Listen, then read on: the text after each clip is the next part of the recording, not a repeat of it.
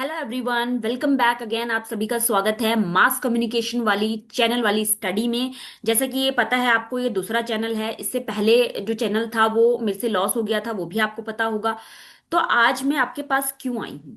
आज मैं आपके पास फिल्म एंड टेलीविजन जो हम पढ़ते हैं, फिल्म जो यूनिट 9 है, उस यूनिट 9 में से कौन कौन से इंपॉर्टेंट क्वेश्चंस जो रहे हैं 2025 में, जून 2025 में जो पूछे गए हैं, उनको लेकर आज हम डिस्कस करेंगे।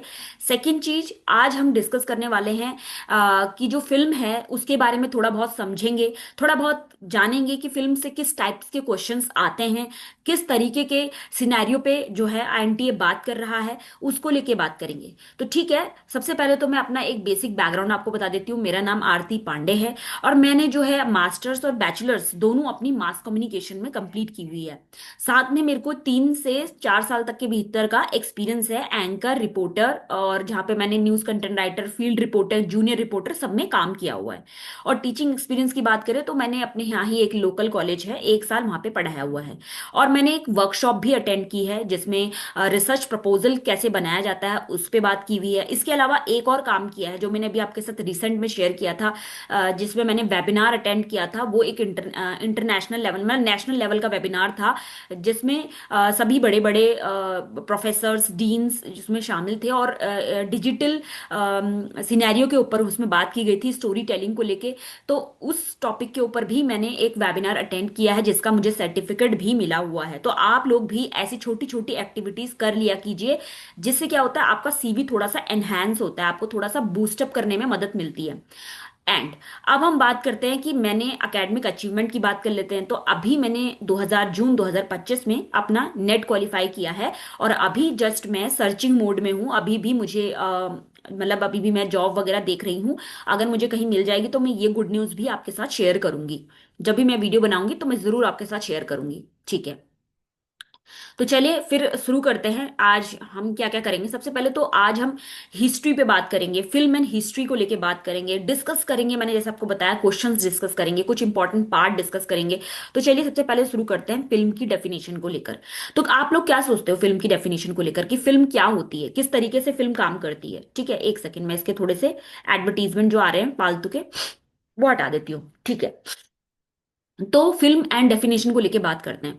फिल्म की डेफिनेशन, फिल्म क्या होती है? फिल्म हमारे इमोशंस के साथ बात करती है। ये फिल्म बात करती है कि ये जो सोसाइटी है उसमें आपकी मूविंग इमेज चलती हैं, साउंड एडिटिंग, ये सारी चीजें यूज होती है, नरेटिव की फॉर्म में चीजें इस्तेमाल होती हैं। मतलब जिसमें मूविंग इमेज होती है, साउंड होते हैं, डायलॉग होते हैं, म्यूजिक होता है, कहानी होती है, स्क्रीन होता है, टीवी होता है, मोबाइल होता है, इन सब पे दिखाई देती है, उसको हम फिल्म कहते हैं। That's called film.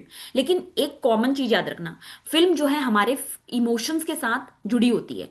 तभी जब हम कभी कोई मूवी देखने जाते हैं तो एकदम हमें बुरा लगता है कि यार उस लड़की के साथ बुरा हो गया, ये लड़के के साथ बुरा हो गया। क्यों लगता है? क्योंकि हमारी जो इमोशंस है उसके साथ फिल्म कहीं ना कहीं जुड़ जाती है। तो ये क्या है, एक डेफिनेशन है फिल्म की, कि फिल्म किसे कहते हैं। हमें पता होना चाहिए ना बेसिक से कि फिल्म क्या होती है, फिल्म फिल्म मतलब क्या है, ठीक है?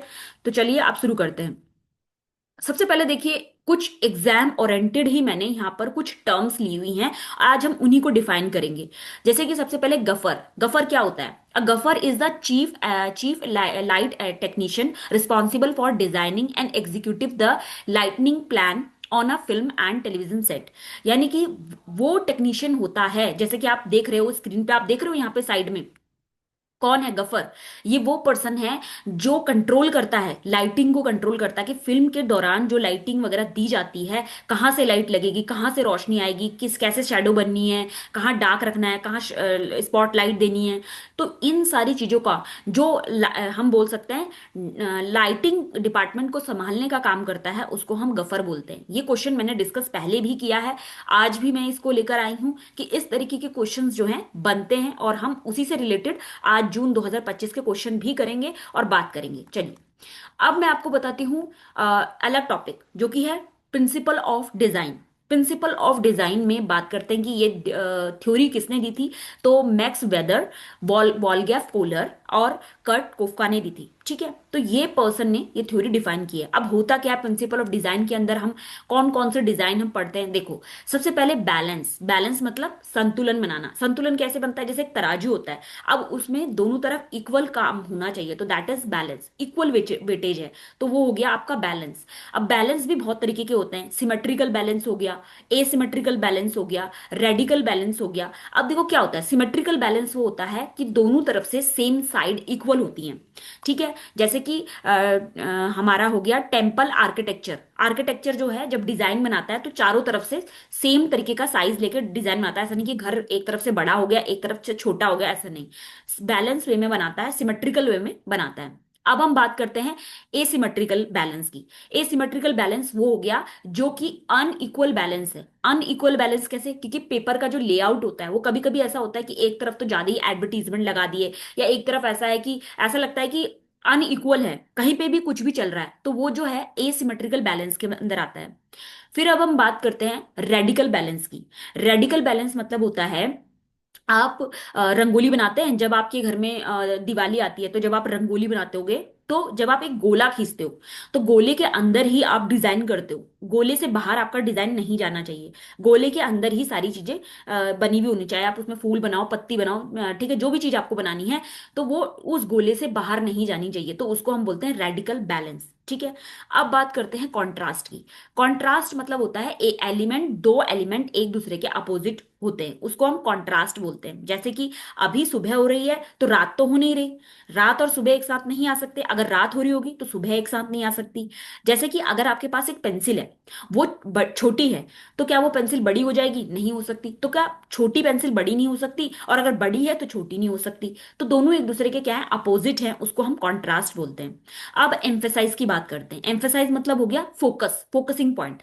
जैसे कि किसी चीज को हम, जैसे अब जब हम कोई चीज न्यूज देखते हैं तो उसमें किसी हाईलाइट करके लोगो लग के आता है, नीचे हेडलाइन चलती हैं, तो वो क्या है, ताकि जो ऑडियंस है उसका उसका जो ध्यान है वो उस पर्टिकुलर हेडलाइन के ऊपर जाए, उस लोगो के ऊपर जाए, तो उसको क्या है, वो फोकसिंग पॉइंट होता है, ठीक है। अब बात करते हैं रिदम। रिदम भी हमारा प्रिंसिपल ऑफ डिजाइन के अंदर आता है।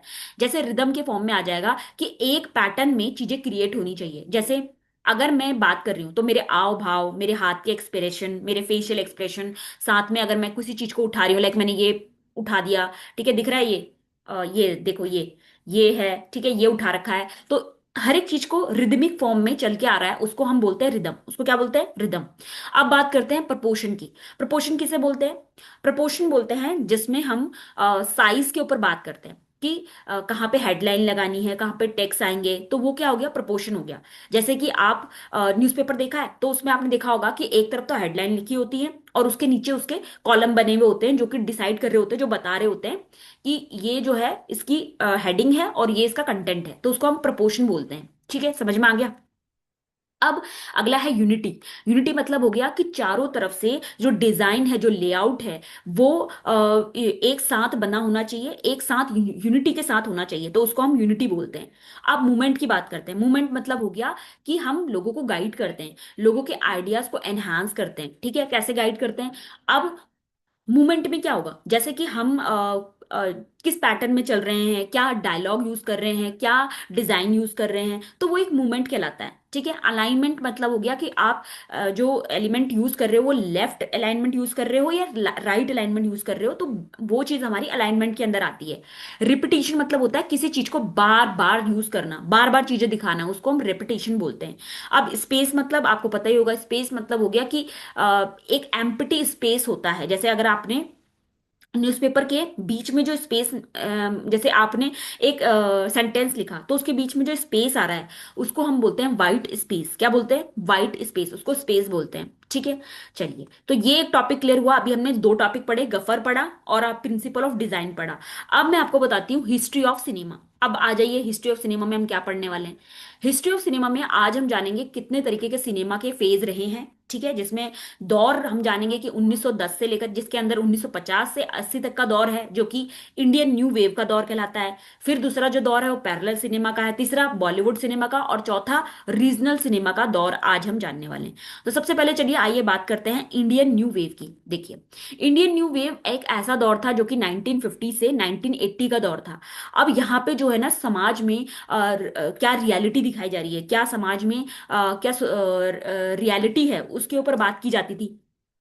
जैसे कि अगर बात करें कि आपने देखी होगी मृणाल सेन की मूवी देखी है, सत्यजीत रे की मूवी देखी है। अब देखिए थोड़ा सा ना इसको एनहांस करके थोड़ा सा और अच्छे से पढ़ लेते हैं। जैसे कि आप देख सकते हो कि इंडिया न्यू वेव को ही पैरेलल सिनेमा मूवमेंट भी कहा जाता था, जिसके अंदर रियलिस्टिक सोसाइटी की स्टोरीज की बात की जाती थी, सोशल इश्यू के ऊपर बात की जाती थी। ठीक है, इसका जो मेन फीचर की बात करें तो रियल लाइफ प्रॉब्लम को लेके बात होती थी। लो बजट रहता था, क्योंकि बजट कहाँ से आएगा, उस समय तो हम आजाद ही हुए थे जरा जरा से, तो उस समय आजाद हुए तो कहाँ से बजट आना था।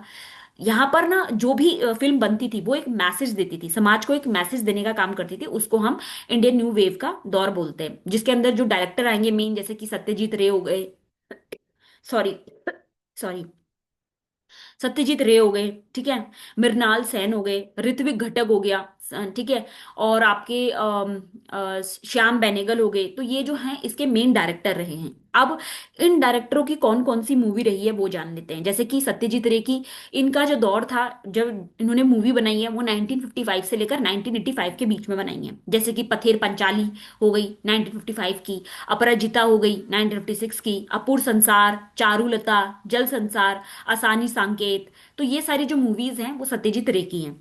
वहीं ऋत्विक घटक की देखो, मेगा डका टारा, ये क्वेश्चन आया था पिछली बार, तो यहां से देख लो ये मूवी किसकी है। कई बार तो ऐसा पूछ के बताओ, एनटीए पूछता है कि ऋत्विक घटक की है, किसकी है, ऋत्विक घटक की है। फिर कोमल गंधार मूवी भी ऋत्विक घटक की है, सुबरनेखा भी जो है ये भी ऋत्विक घटक की है। अब बात करते हैं मृणाल सेन की। तो मृणाल सेन जो है इनकी मूवी है भुवन शोम, ठीक है, फिर कलकत्ता 71 है, फिर पाडाटिक है, अकलेंदर शानहाने हैं, ठीक है। तो इस तरीके की मूवीज जो हैं ये आपकी मृणाल सेन की है। श्याम बेनेगल की देखो, अंकुर है, निशांत है, मंथन है, भूमिका है, जुनून है, और भी न जाने बहुत तरीके की मूवीज इनकी बनी हुई है। इसके अलावा इनकी मंडी है, एक मंडी, ठीक है, एक और है जिसको हम सूरज का सातवां घोड़ा बोलते हैं, वो भी इनकी है।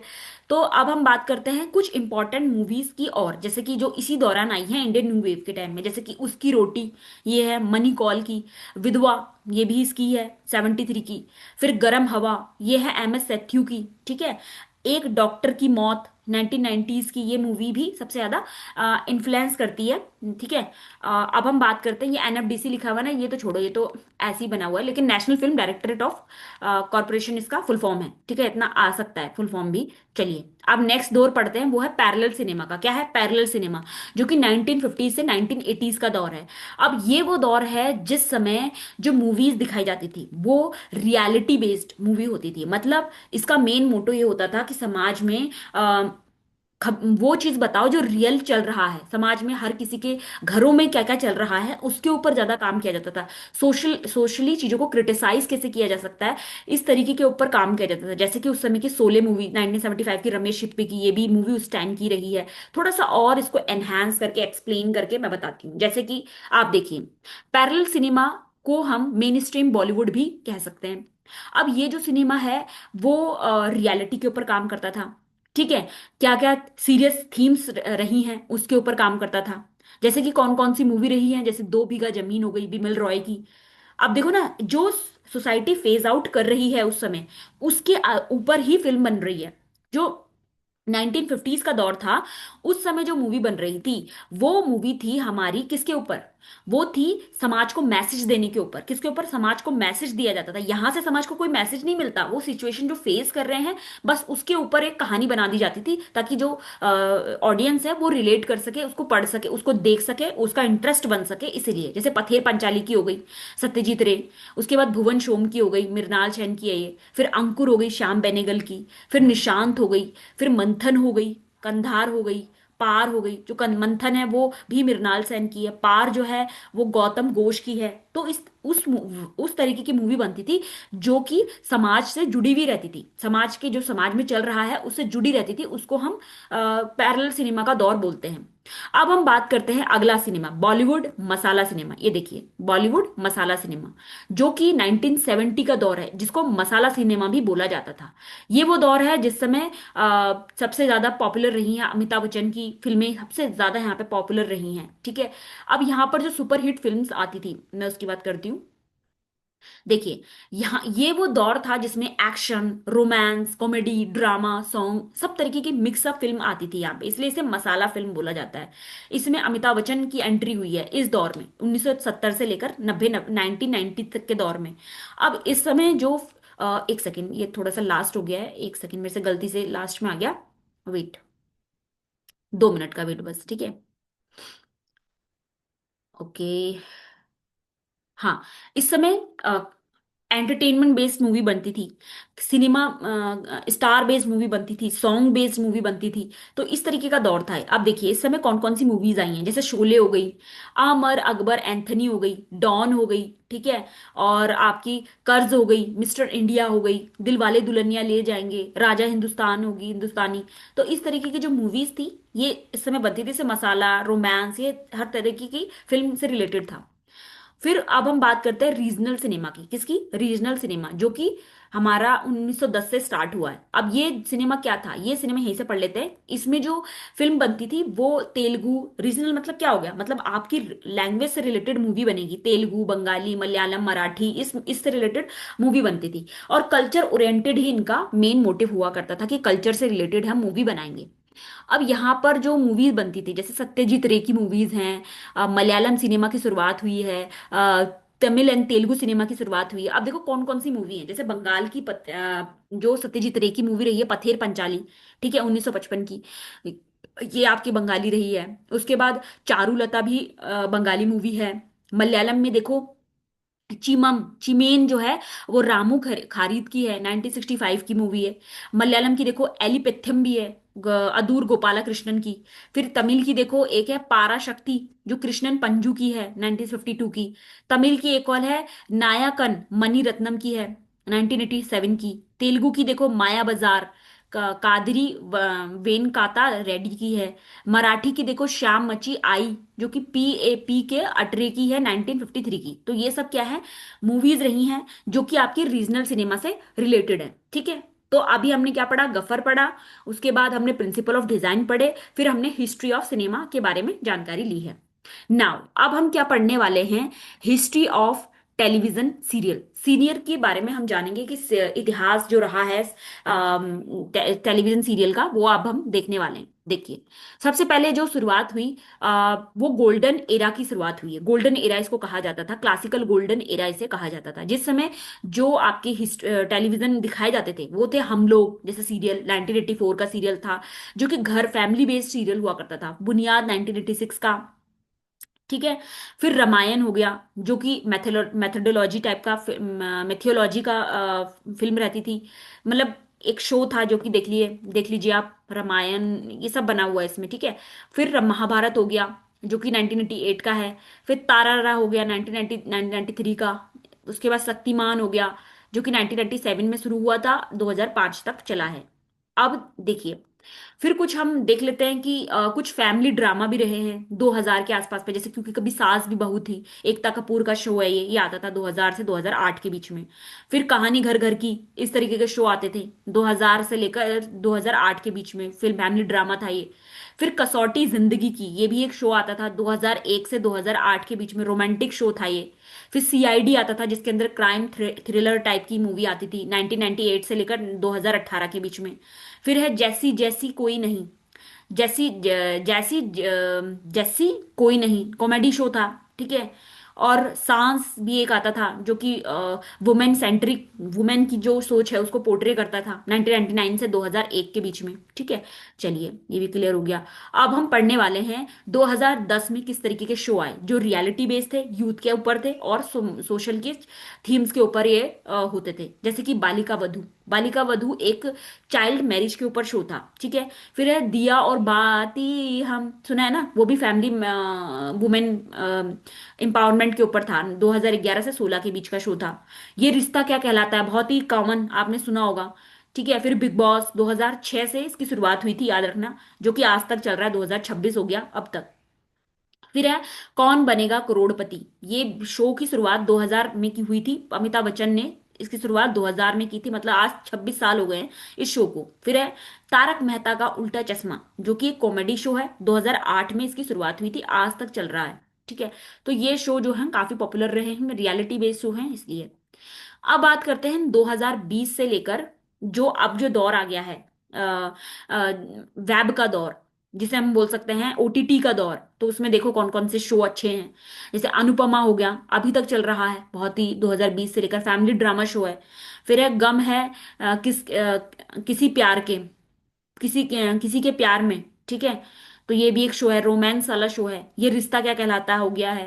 वेब सीरीज ट्रेंड में देखो कौन कौन सी है, स्कैम 1992 है, मिर्जापुर हो गया, पंचायत हो गया, मेड इन हेवन हो गए, ठीक है। तो ये जो शो हैं ये सारे के सारे वेब सीरीज शो हैं 2020 से। ओटीटी प्लेटफॉर्म्स काफी ट्रेंड में रहे कोरोना के बाद से, तो ये उस तरीके के शो हैं, ठीक है। अब मैं आपको पढ़ाने वाली हूँ इंस्टीट्यूशन। क्या पढ़ने वाले हैं? इंस्टीट्यूशन। क्या क्या पढ़ा अभी तक? गफर पढ़ा, प्रिंसिपल ऑफ डिजाइन पढ़ा, हिस्ट्री पढ़ लिया, और टेलीविजन के इतिहास के बारे में जान लिया कि कौन कौन से शो कैसे कैसे आए हैं। अब हम बात करने वाले हैं इंस्टीट्यूशन को लेके। किसको लेके? इंस्टीट्यूशन को लेके।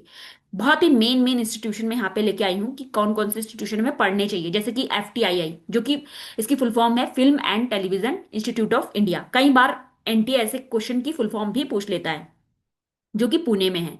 1960 में इसका एस्टेब्लिशमेंट हुआ था। यहाँ पे क्या होता है ना, यहाँ पे फिल्म और टेलीविजन प्रोफेशनल को ट्रेन किया जाता है।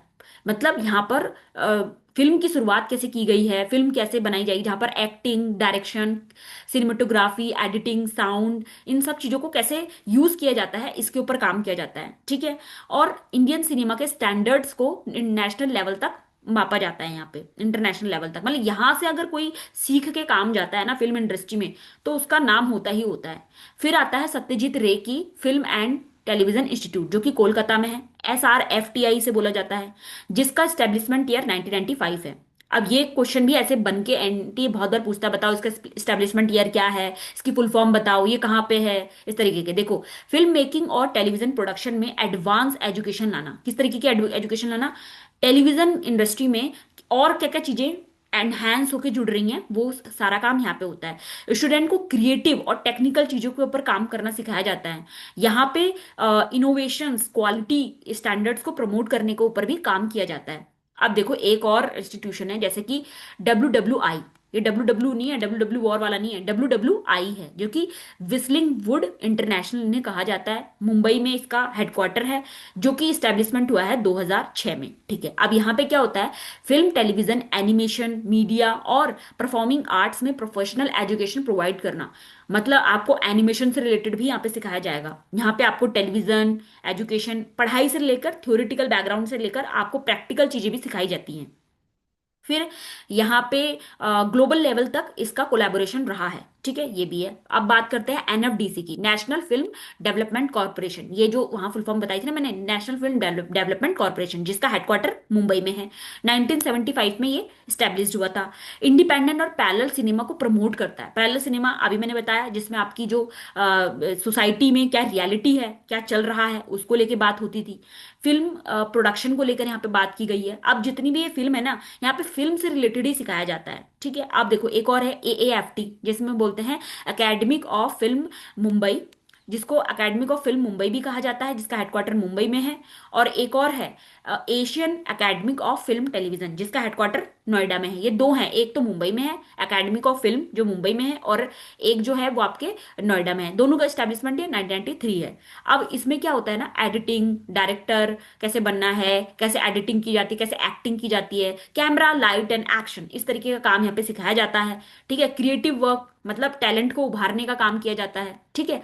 अब ये देखो, ये जो कॉलेज है ये सरकारी कॉलेज है। मतलब यहाँ पे आप पढ़ के आगे बढ़ सकते हो। यहाँ से पढ़ के अगर आप जाओगे जर्नलिज्म में, अगर आपको अपना स्कोप बनाना है, तो ये कॉलेज सबसे बढ़िया कॉलेज है, जो कि है IIMC, जो कि है Indian institute of mass communication, जो कि दिल्ली में है। 1965 में इसका स्टैब्लिशमेंट हुआ था। जहाँ पे आपको हायर लेवल की ट्रेनिंग दी जाती है। यहाँ पे आप एजुकेशन के लिए आते हो, कि आपको यहाँ से डिग्री मिल जाए, एजुकेशन मिल जाए, इसके लिए आप इस कॉलेज में एंट्री लेते हो, ठीक है। अब ये जो कॉलेज है बहुत अच्छा कॉलेज है। यहाँ अगर आपका कहीं वैकेंसी आता है तो तुरंत अप्लाई करो, क्योंकि यहाँ पे बहुत कम, रेयर में वैकेंसी निकलता है, गवर्नमेंट है इसीलिए। और दूसरा, यहाँ पे अभी PhD के फॉर्म आए हुए हैं। 30 जनवरी इसकी लास्ट डेट है। जिसको लग रहा है कि यार उसको PhD भी कंटिन्यू करनी चाहिए, तो वो कर सकता है। दिल्ली में है, मतलब वो पर्सन के लिए सबसे ज्यादा बेनिफिशियल है जो दिल्ली में रह रहा है। जो दिल्ली से नहीं है, दिल्ली का, उसको थोड़ा सा इश्यू हो सकता है, हाँ, अगर वो टैकल कर सकता है वहां रहना वगैरह वो सब, क्योंकि पीएचडी 1-2 साल की तो होती नहीं, बहुत लंबी चलती है, 5-6 साल भी लग जाते हैं। तो वो अपने अकॉर्डिंग देख सकता है। ठीक है। तो चलिए अब हम जो है शुरू करने वाले हैं। अभी तक मैंने आपको एक बेस बना दिया कि इसमें से ही क्वेश्चंस जो हैं पूछे जा रखे हैं। अब जून 2025 में क्या इंपॉर्टेंट इंपॉर्टेंट फिल्म यूनिट 9 से क्या इंपॉर्टेंट क्वेश्चंस आए हैं वो अब हम डिस्कस करेंगे। लेकिन जो इसका पूरा इन डेप्थ एनालिसिस है वो मैंने मासकॉम वाली स्टडी, जो कि मेरे से चैनल लॉस हो गया है, लेकिन मैं इसका लिंक आपको डिस्क्रिप्शन में दे दूंगी, जहां से आप पढ़ सकते हो। जैसे कि अगर आपने ये मैंने प्लेलिस्ट बना रखी है जिसमें आप देखो जून 2025 से जो बूस्टर सीरीज चलाई थी, यहाँ पे आप पढ़ सकते हो। इन क्वेश्चंस को मैंने पहले भी डिस्कस किया है, लेकिन अब जस्ट मैं यहाँ पे थोड़ा सा आपको बताने के लिए आई हूँ कि देखो ये फिल्म एंड यूनिट से ये क्वेश्चंस जो हैं उठ के आए हैं। ठीक है। आप देखिए, सबसे पहले तो जो क्वेश्चन मैंने डिस्कस किया था गफर को लेकर, देखो वही क्वेश्चन है। देखो, with home does the Gruffudd closely work with during production. वो कह रहा है कि जो गफर है वो किस प्रोडक्शन के साथ काम करता है। वो करता है डीओपी के साथ। डीओपी मतलब डायरेक्टरेट ऑफ फोटोग्राफी जिसको कहा जाता है। कौन होता है गफर, मैंने बताया ना, वो पर्सन जो कि कैमरा, लाइट, एक्शन ये सब देखने का काम करता है, उसको हम बोलते हैं डीओपी। ठीक है, समझ में आ गया। आगे देखो, अभी मैंने प्रिंसिपल ऑफ डिजाइन डिस्कस किया था, उसी से रिलेटेड एक क्वेश्चन आया हुआ है। देखो, बैलेंस हो गया, कॉन्ट्रास्ट हो गया, रिदम हो गया, यूनिटी हो गया, देखो उसी से रिलेटेड क्वेश्चन है। क्या बताया था, बैलेंस, तराजू, तराजू को याद रखो। इक्वल वेटेज होना चाहिए, इक्वल बैलेंस होना चाहिए। देखो कहां पे लिखा है, वेट इक्वल, इक्वल वेट। देखो, गिव्स, क्या लिखा है, gives visual weight, weight to create harmony. बिल्कुल सही बात है, इसलिए ए का सेकंड है, ए का सेकंड, सेकंड और थर्ड में है, तो फर्स्ट और फोर्थ तो एलिमिनेट हो गए। अब देखो नेक्स्ट, नेक्स्ट है कॉन्ट्रास्ट। कॉन्ट्रास्ट मतलब मैंने क्या बताया था, चीजों को हाईलाइट करना, एकदम लोगो वगैरह लगा के बताया जाता है, बताया था। तो वही चीज देखो, हाईलाइट कहाँ पे, कहीं पे लिखा है हाईलाइट, देखो लिखा है बी का थर्ड में देखो, create visual interest and highlight special part element and emphasise information to be made noticeable. लिखा है कि हाईलाइट किया जाता है नोटिसेबल करने के लिए, ऑडियंस का ध्यान जाए उसके लिए। तो बी का क्या हो गया, थर्ड हो गया, क्लियर हो गया। आप देखो रिदमिक, रिदमिक मतलब हो गया रिदम की फॉर्म में, एक के साथ एक स्मूथ फ्लो होना चाहिए, तो बी का क्या, सी का क्या हो जाएगा, 1। अब देखो क्या लिखा है फर्स्ट में, the visual flow of element are organise to create smooth flow from one element to another, बिल्कुल सी का 1 हो गया। अब देखो डी का सेकंड, डी का सेकंड सॉरी डी का 4। क्यों, क्योंकि यूनिटी की बात हो रही है। यूनिटी में मैंने क्या बताया था कि सारे के सारे एक साथ काम करते हैं, एक साथ होल के साथ आके काम होता है। तो देखिए, all element work together to create a visual pleasing understanding whole. ठीक है, एक साथ यूनिटी के साथ काम होना चाहिए, उसको लेके बात की गई है। चलिए अब हम और देखिए, 2 क्वेश्चन आए थे, अब देखिए तीसरा क्वेश्चन भी आया है जो कि फिल्म से था। देखो क्या लिखा है, which of the following Indian film movement emphasise the use of social concise themes, realistic social story telling and location shooting to create a new kind of cinema. आप देख रहे हैं किस तरीके का है, मतलब वो कौन सा सिनेमा कहा जाता है जिसमें आप इंडिया फिल्म मूवमेंट में सोशल साइंस थीम्स का इस्तेमाल करते हो, स्टोरी टेलिंग का इस्तेमाल करते हो, उसको कौन सा सिनेमा कहा जाता है। अभी मैंने बताया था इंडियन न्यू वेव इसको कहा जाएगा। क्या कहा जाएगा, इंडियन न्यू वेव, जहां पर सोसाइटी की जो सोसाइटी को क्या मैसेज दिया जा रहा है, सोसाइटी के अंदर जो काम चल रहा है, अब उससे समाज को क्या मैसेज मिल रहा है, उससे रिलेटेड काम होता था। ठीक है।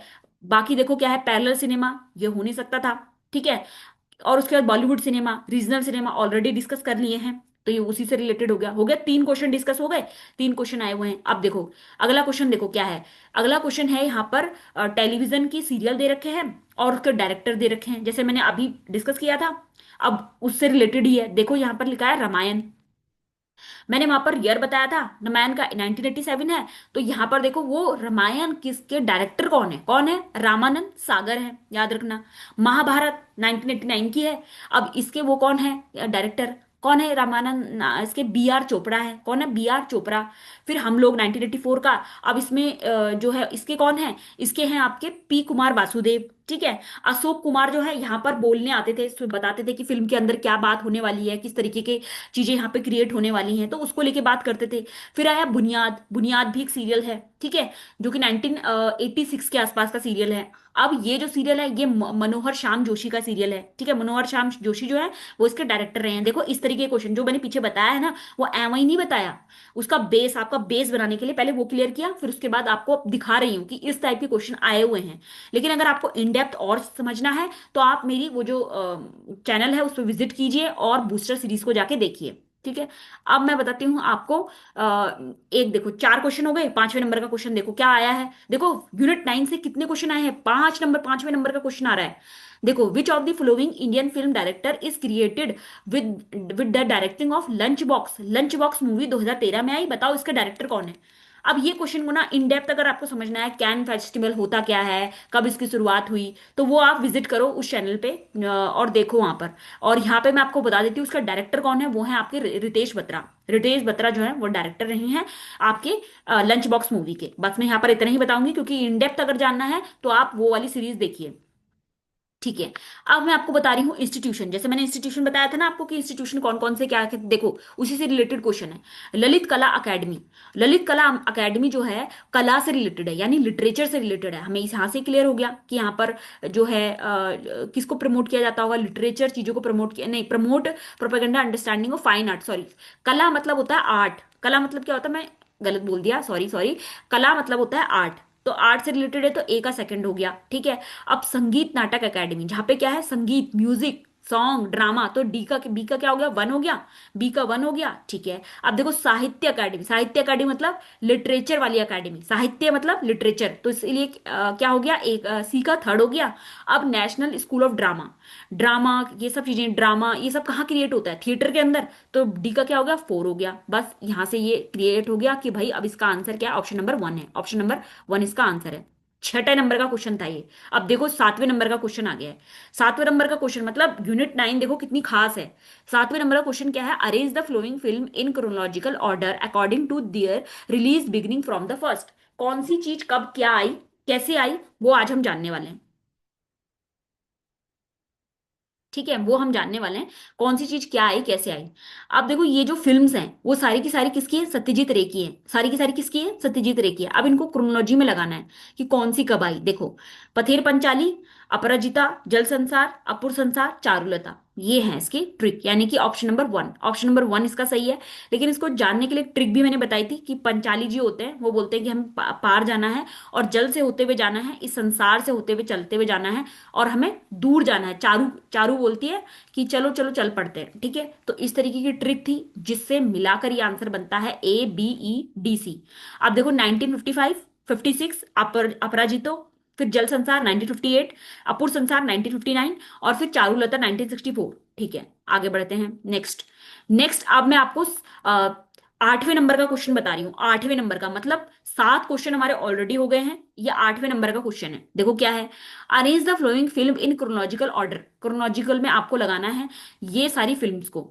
अब देखो ये फिल्म मैं पहले बताती हूँ, इसका आंसर ऑप्शन नंबर 3rd है, ACBED, ठीक है। अब देखो जो राजा हरिश्चंद्र है ये 1913 में फिल्म को रिलीज करते हैं, ठीक है। अब ये जो फिल्म होती है ये first full length feature film है। इंग्लैंड रिटर्न है 1921 की। ये किसकी है, धीरेन्द्र नाथ गांगुली की फिल्म है। ये इसके डायरेक्टर हैं, धीरेन्द्र नाथ गांगुली इसके डायरेक्टर हैं। आलम आरा टॉकी फिल्म है, 1931 की है। 2 बीघा जमीन हो गई, बिमल रॉय की, 1953 की। गोपी किसान जोगी 1984 की है, जो कि एक कॉमेडी फिल्म है, जो कि सुनील शेट्टी ने इसे डायरेक्ट किया हुआ है, ठीक है। अब एक चीज याद रखना कि ये क्वेश्चंस को भी मैंने, मतलब ये सारे क्वेश्चंस मैंने डिस्कस किए हैं, सारे क्वेश्चन डिस्कस किए हैं। बस अब यहाँ पे आपको बता रही हूं मैं कि ये क्वेश्चंस ऐसे ऐसे आते हैं और थोड़ा बहुत आपको यहाँ पे से आइडिया लग जाए, ठीक है। अब देखिए 9 नंबर का क्वेश्चन देखिए।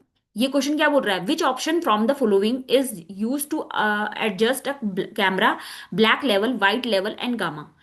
वो कह रहा है कि जहां पर ब्लैक भी हो, व्हाइट भी हो, गामा भी हो, ये सब चीजें एक साथ आती हैं, उसको हम क्या बोलते हैं, उसको हम कलर, कलर क्या बोलते हैं, उसको कलर करेक्शन बोलते हैं, ठीक है। कलर करेक्शन बोलते हैं, ठीक है। अब देखिए यहां पर क्या है, कलर करेक्शन में black level, white level, gamma level का यूज किया जाता है। जहां पर टेक्निकल चीजों का इस्तेमाल किया जाता है उसको हम गामा वो बोलते हैं, कैमरा करेक्शन बोलते हैं, कलर करेक्शन बोलते हैं।